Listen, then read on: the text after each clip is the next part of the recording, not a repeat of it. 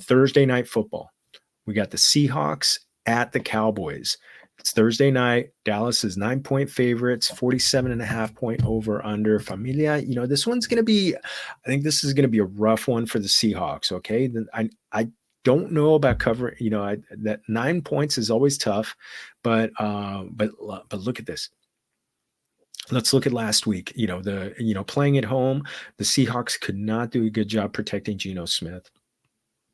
The Dallas pass rush is one of the best pass rushes in the NFL right now. So it's gonna be, if he doesn't have time, all of a sudden it's gonna be DK Metcalf, Tyler Lockett, Jackson Smith-Njigba. They're going to be there. It's going to be tough. It's going to be tough sledding for them.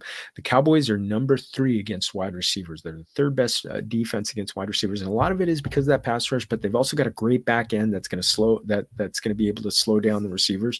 So they really work well together. Dan Quinn has both those units going, and you know what? Playing at home on that turf, it's just, they're just faster.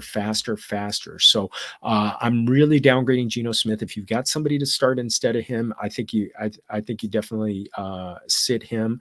I think you're set. I think you're still starting DK. You're still starting Tyler Lockett, but you know what? Jackson Smith-Njigba, I think you slow him down.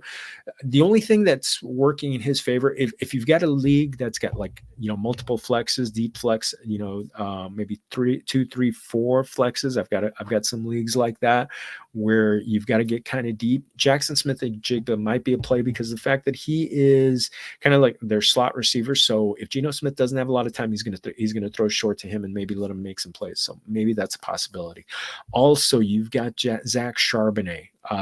Kenneth Walker does not look like he's going to be playing in this game. He missed all his practices last week leading up, and then he's missed all the practices leading up to this game. So I think he's listed as doubtful. I expect him to be a complete sit this week. So Zach Charbonnet, he's going to have all the carries, but what's going to happen? I think the tough part is they're not going to have a lot. They're going to be playing catch up. So I don't know how much he's going to throw.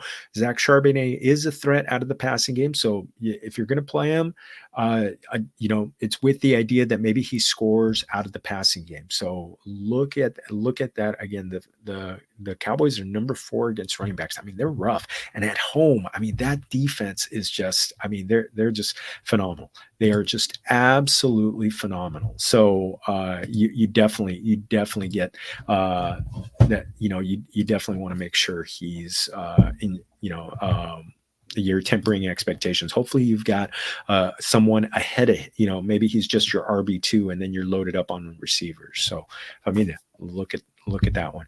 Over on the Dallas side, Familia, I think this game is set up for the Cowboys. You got Dak Prescott, who is red hot. 4 out of his last 5 games, he's got at least 300 yards and 3+ touchdowns. So the one game that he didn't was against Carolina, and he just and the thing was he just lit Carolina up, and they did it with the running game as well. He did throw 2 touchdowns in that one, but yeah, in his last 5 games, he's got 4, 3, 11.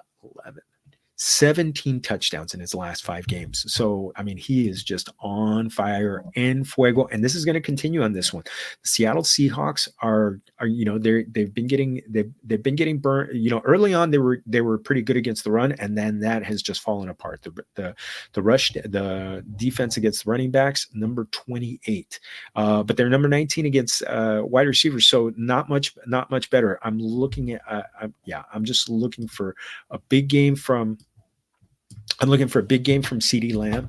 So definitely looking for a big game from CeeDee. You want to make sure that you're not thinking about it. You're set it and forget it. Brandon Cooks is another possibility. He's been getting a little bit more targets of late. So last week he did score a touchdown. He got 72 yards on 4 receptions, 5 targets. So I don't know if I'd go too much further beyond him. Jake Ferguson, he only had 3 targets last week, but again, maybe that was partly because it was a blowout. But Ferguson, I think you still play him because this is going to be a game where the Cowboys are going to be throwing a lot. On Tony Pollard, is he going to keep rolling? Almost, you know what?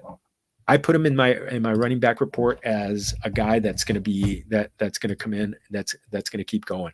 You know what? I look at him in the last 2 weeks. 2 weeks ago in week 11, he had 80 total yards and a touchdown. Last week he had 103 total yards and a touchdown. He's getting the carries. He's got 10 plus, 12 plus carries in the last 5 games. So he's getting the opportunities. And again, they're number 28 against running backs. The Seahawks have just given up some big games of late to the running back position. So, Familia, you're starting Pollard with a lot of confidence, and he's got a pretty good schedule coming up after this. It's going to be a tough one next week against Philadelphia, but then it's got Buffalo, Miami, Detroit. Detroit good against the running back, but against a passing game, in any kind of passing game, if Pollard is getting used in the passing game, week 17, he's someone who could really come home for you. So you're definitely starting him. So at the 47.5 point over under, I think it's indoors. It's going to be on the fast track there. I think the Cowboys. I think the Cowboys they push it over the 47.5 because I think the Seahawks are going to fight back a little bit. So I think this is going to be a game that's going to be kind of something like 35-21, something like that, where Seahawks get a little bit of get a little bit of they get a little bit of run there at the end. So through the maybe get a couple garbage time TDs. So let's see.